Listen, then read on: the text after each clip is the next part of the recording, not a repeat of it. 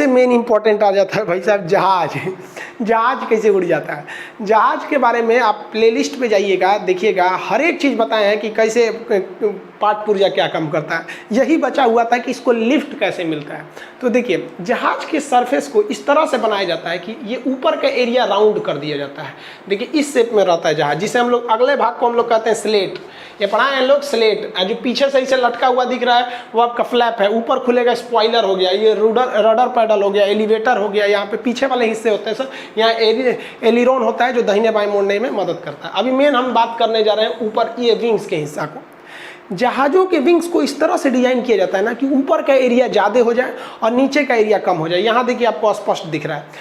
अगर ये निचला एरिया देखेंगे, नीचे का हिस्सा, तो ये एकदम स्ट्रेट, लगभग स्ट्रेट गया है, दिख रहा है, ये लगभग स्ट्रेट गया है।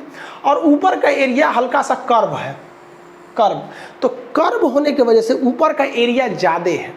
ऊपर का एरिया जब ज़्यादा हो जाएगा तब आप समझिए क्या होगा। जो आगे से हवा आ रही है, इसको दो कलर से कर दिया है।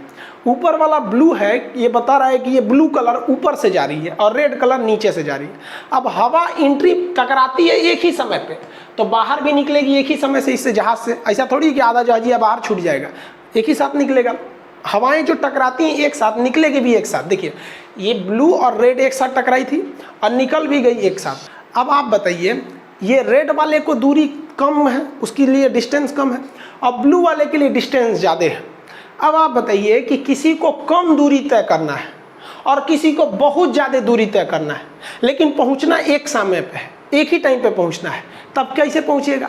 तो ये एक ही रास्ता बचता है कि भैया जिन्हें ज़्यादा दूरी तय करनी है उनका स्पीड ज़्यादा रहना चाहिए, तभी ना वो सेम टाइम पे पहुंचेंगे। अब मान लीजिए इसको 2 किलोमीटर पहुंचना है और इसको पहुंचना है 3 किलोमीटर, और दोनों सेम स्पीड से चलेगा तो ये तो पहले ही पहुंच जाएगा, बाद में पहुंचेगा। तो इसके लिए क्या है कि जिसको 3 किलोमीटर जाना है, इसकी स्पीड क्या होना चाहिए? ज़्यादा, और इसकी स्पीड कम होनी चाहिए, तब ना दोनों सेम पहुंचेंगे। इसका मतलब ये हुआ कि ऊपर वाली हवाओं का स्पीड ज़्यादा होता है और नीचे वाली हवाओं का स्पीड कम होता है, ताकि एक साथ पहुँच सके।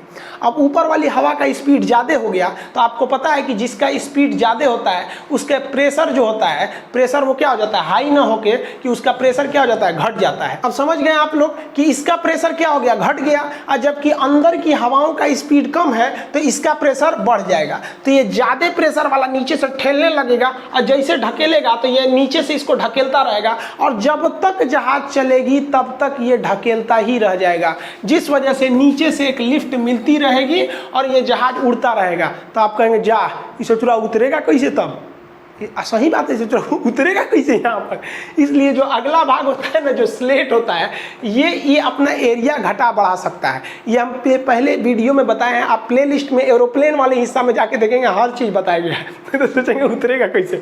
इसलिए जो बाज होता है ना, चील कौवा बाज, और बाज जब उड़ता है चील, तो उड़ने के बाद अपना एरिया इस तरह कर लेता है कि ऊपर का पंख को फुला लेता है और नीचे का घटा लेता है। बस हवाएं, ऊपर का प्रेशर घट जाता है, नीचे का ज़्यादा, आराम से उड़ते रहता है। तो आप लोग भी विद्यार्थी जीवन में यदि ऊंचा मकाम चाहते हैं, आप चाहते हैं कि बाज की तरह ऊंचाई उड़ान भरे, तो आपको इन तितलियों का साथ छोड़ना पड़ेगा, वरना तितलियों के साथ घूमते रह जाएंगे ना तो ऐसी परिंदों की तरह रह जाएंगे, बाज नहीं बन पाएंगे जो समाज में आप ऊंचा मुकाम पा सके। इसलिए याद रखिएगा, तितलियों का साथ छोड़ दीजिए। तो आप ये समझ में आ गया बर्नौली का थ्योरी कैसे उड़ जाता है। अब बताइए, ऐसे जहाज का मुंह बना देगा चौकी, ऐसा तो उड़ पाएगा? नहीं उड़ेगा। यही था बर्नौली का सिद्धांत।